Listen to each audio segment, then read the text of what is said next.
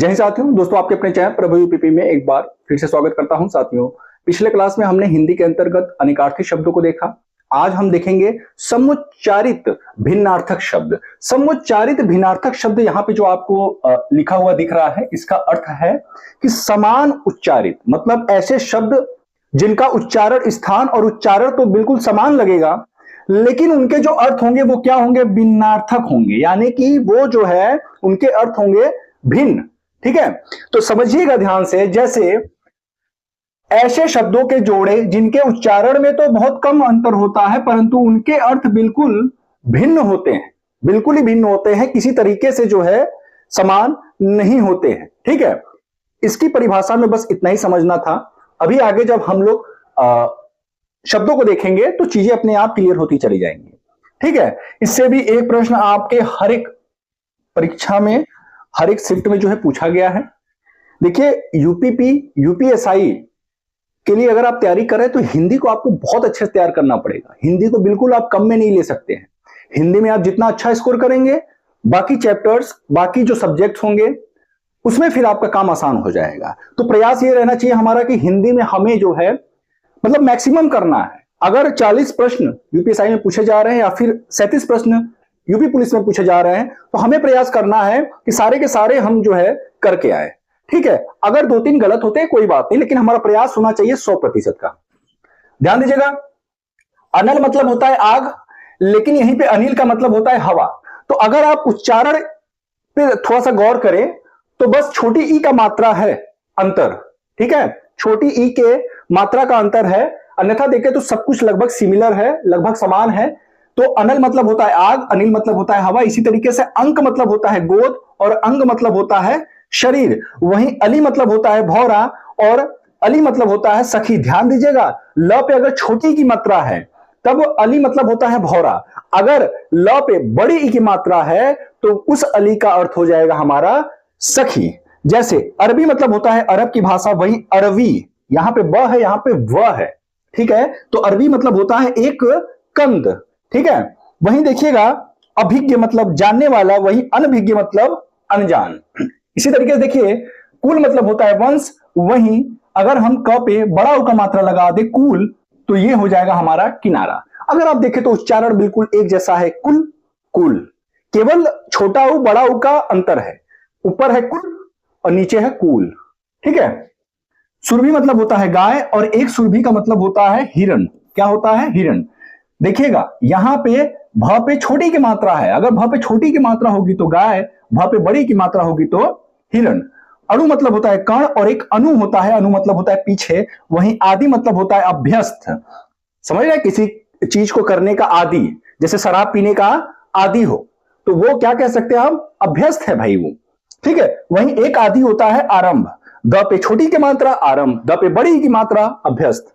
अंगना मतलब होता है आंगन, वहीं एक अंगना होता है अंगना। देखिएगा चंद्रबिंदु और यहां पे जो है अनुस्वार का फर्क है। अगर अनुस्वार लग गया तो भैया स्त्री हो गया, चंद्रबिंदु लग गया तो हमारा आंगन हो गया। इसी तरीके से अन्न मतलब होता है अनाज, अन्य मतलब होता है दूसरा। ये अन्न है और ये अन्य है। ठीक है, कोश मतलब होता है खजाना, कोस मतलब होता है दूरी।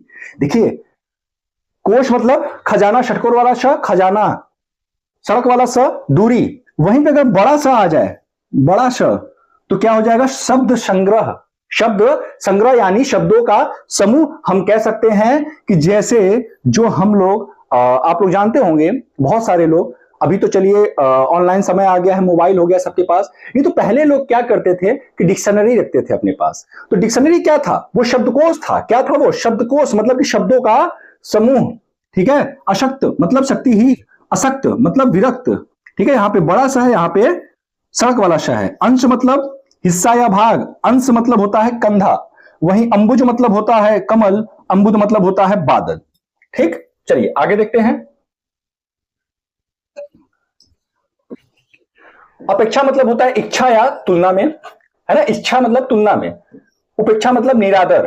अलोक अलोक मतलब होता है अदृश्य, अलोक मतलब अदृश्य जो दिखाई न दे। और आलोक मतलब होता है प्रकाश। आलोक का अर्थ है प्रकाश जो दिखाई दे। ठीक है, और अलोक मतलब होता है अदृश्य। तो देखिए आप, केवल आ की मात्रा का फर्क है और अंतर कितना है, एक दिख ही नहीं रहा है और एक जो है बिल्कुल प्रकाशित है। अविविध, अविधि मतलब विधि के विरुद्ध, और अवधि मतलब समय, आभार मतलब भार रहित, आभार मतलब एहसान। कहते हैं ना हम आपके आभारी हैं, आपका मुझ पर आभार है, तो यानी कि आपका मुझ पर एहसान है। कृति मतलब रचना, और एक कृति का मतलब होता है रचनाकार या दक्ष। ठीक है, बड़ी की मात्रा छोटी की मात्रा का फर्क है, अगर छोटी की मात्रा होगा तो रचना हो जाएगा, बड़ी की मात्रा होगा तो रचनाकार या दक्ष हो जाएगा। कल्पना मतलब विलखना, और कल्पना मतलब होता है नई बात सोचना। ठीक है, अरि मतलब होता है शत्रु, और एक अरि का मतलब होता है संबोधन। वहीं अस्थि का मतलब होता है हड्डी, और एक अस्थि का मतलब होता है विद्यमानता। वहीं अनादि मतलब जिसका आरंभ न हो, अन्नादि मतलब अन्न बगैर, उत्पाद का मतलब होता है उत्पादन, उत्पाद का मतलब होता है उपद्रव। देखिए यहाँ पे द है तो उत्पादन हो गया, त है तो उपद्रव। कपि मतलब होता है बंदर, वहीं अगर प पे बड़ी की मात्रा हो जाए तो घिरनी हो जाएगा। वहीं कौशल, कौशल है ना अयोध्या प्रदेश, वहीं कौशल हो जाएगा तो दक्षता हो जाएगा। ठीक है, केवल ओ की मात्रा और अ की मात्रा का फर्क है। अनुवाद मतलब होता है बुरा वचन, वहीं अनुवाद का मतलब होता है रूपांतरण, रूपांतर। अशक्त मतलब होता है कमजोर, अनुवाद का मतलब होता है रूपांतर। सॉरी यहाँ पे गलत है, यहाँ पे ये नहीं होना चाहिए, यहाँ थोड़ा सा मिस्टेक है। ठीक है, मेरे हिसाब से चलिए इसको आप काट ही दीजिए, बाद में इसको देख के करेंगे। अवयव मतलब होता है अंग, अव्यय का मतलब होता है अविकारी शब्द, इति का मतलब होता है समाप्ति, वहीं इति का मतलब होता है विपत्ति या आपदा या बाधा। कली का मतलब होता है अधखिला फूल, वहीं अधखिला फूल, वहीं कली का मतलब होता है कलयुग। कूट का मतलब होता है घर या किला, वहीं कूट का मतलब हो जाएगा व्यंग्य। कूट मतलब घर या किला, वहीं कूट का मतलब हो जाएगा व्यंग्य। ठीक है, चलिए अब देखिएगा, केश मतलब होता है बाल, वहीं केस का मतलब होता है मुकदमा, बड़ा सा छोटा सा। गिरी मतलब होता है पर्वत, वहीं गिरी मतलब बीच का गुद्दा। गाड़ी मतलब होता है सवारी या यान, और गाड़ी मतलब होता है धनी। जगत मतलब संसार, और एक जगत होता है, एक आधा त है एक पूरा त है। पूरा त हो जाएगा तो कुएं का चबूतरा, और छोटा मतलब आधा त रहेगा तो आपका संसार हो जाएगा। केसर मतलब होता है सिंह की गर्दन के बाल, वहीं केसर मतलब होता है जाफरान या कुमकुम, जाफरान का फूल, इसी से तो केसर निकालते हैं। ठीक है, क्रांति, उलटफेर, कांति मतलब चमक। एक कांति है एक क्रांति है, इसका फर्क है। ठीक है, गे मतलब गाने वाला, गे मतलब होता है जो जाना जा सके। चतुष्पद मतलब होता है चौपाया, और चतुष्पथ मतलब होता है चौराहा। एक पद है और एक पथ है। पथ मतलब भाई राह हो जाएगा, और पद मतलब जो ऐसा काव्य जिसे गाया जा सके। ठीक है, गुड़ मतलब गंभीर, गुड़ मतलब मीठा पद। ओटना कपास अलग करना, औटना गर्म करना। टुक मतलब होता है जरा, और टूक मतलब होता है टुकड़े। जामन मतलब दही का जोरन, और जामुन मतलब फल। चलिए अब ध्यान दीजिएगा, अगला है जनता मतलब चक्की, और एक जनता मतलब लोग होता है। परीक्षा मतलब इम्तिहान, और परीक्षा मतलब होता है कीचड़। प्रदेश दूसरा देश, प्रदेश राज्य। पानी मतलब जल, पानी मतलब हाथ। तोष मतलब संतुष्टि, और एक तोष होता है जिसका मतलब होता है हिंसा। पुर मतलब होता है नगर, वहीं आप देखते होंगे ना एग्जामपुर सॉरी यहाँ पे नाम ले लिया मैंने, कोई बात नहीं। एग्जामपुर, तो उस पुर का मतलब क्या होता है भैया, नगर है। ठीक है, एग्जाम वाला नगर। पुर का मतलब होता है बाढ़, वहीं पद मतलब होता है ओहदा। ठीक है, और एक पद का क्या अर्थ होता है, तो एक पद का अर्थ होता है काव्य। देखिए, जघन्य मतलब होता है गंभीर, जघन मतलब होता है नितंब।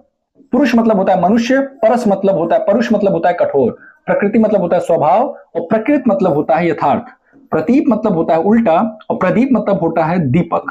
ठीक है, प्रतीप उल्टा, प्रदीप दीपक। इसका अर्थ होता है नजदीक, और वहीं एक पाश होता है जिसका अर्थ होता है बंधक। पीढ़ा दर्द, और एक पीढ़ा होता है लकड़ी का आसन।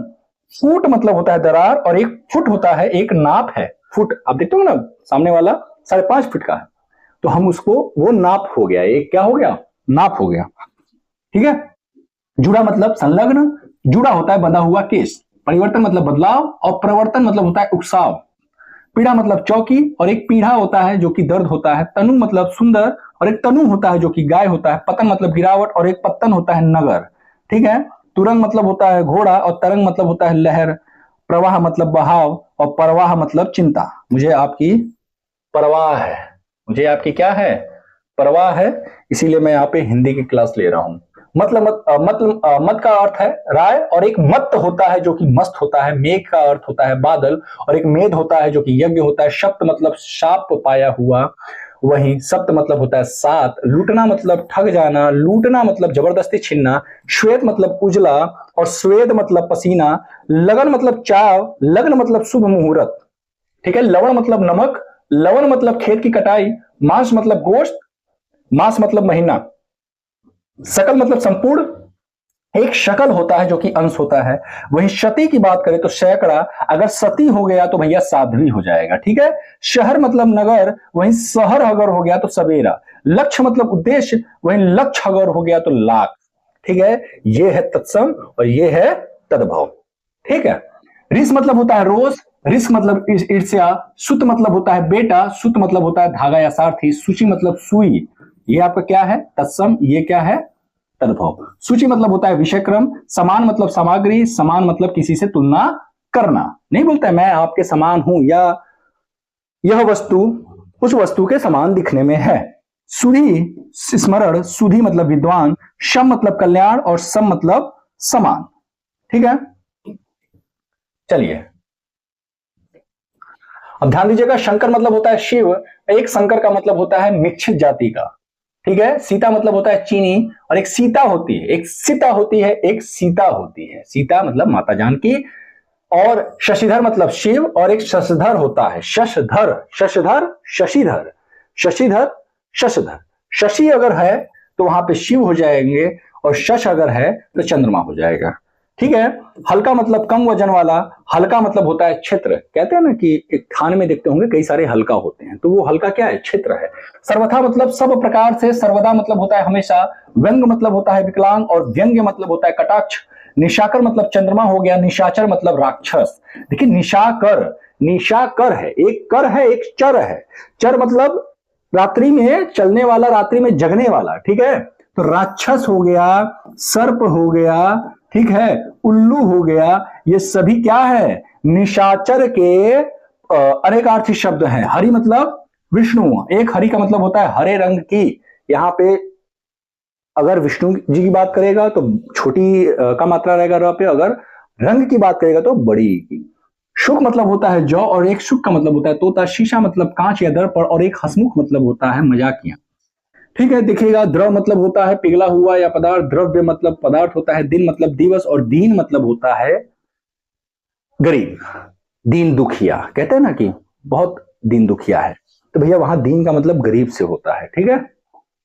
चलिए अब ध्यान दीजिएगा, द्वीप का मतलब होता है टापू। एक द्वीप का मतलब होता है हाथी। नीर का मतलब होता है घोंसला। नीर का मतलब होता है पानी। नाड़ी मतलब नस, नारी मतलब औरत। बाढ़ मतलब रोक, बाढ़ मतलब सैलाब। निर्देशक संकेत देने वाला।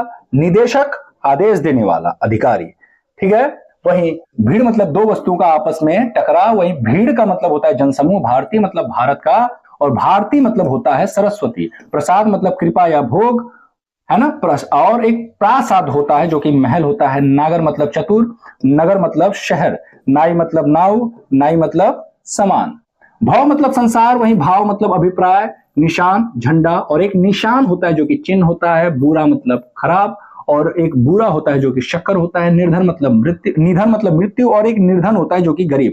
यहाँ पे उड़ंता र नहीं है, यहाँ पे उड़ंता र है, तो उड़ंता र लग गया तो वो गरीब हो जाएगा, नहीं है तो मृत्यु। हुंकार मतलब गर्जन, वही हंकार होता है पुकार, ठीक है। चलिए ध्यान दीजिएगा, चीर मतलब समय, और एक चीर मतलब होता है वस्त्र। चीर, चीर। सर मतलब होता है तालाब, अगर बड़ा वाला श है तो तीर हो जाएगा। कुंजर मतलब हाथी, और कंजर हो जाएगा तो नीच, ठीक है। आरती का मतलब होता है आरती।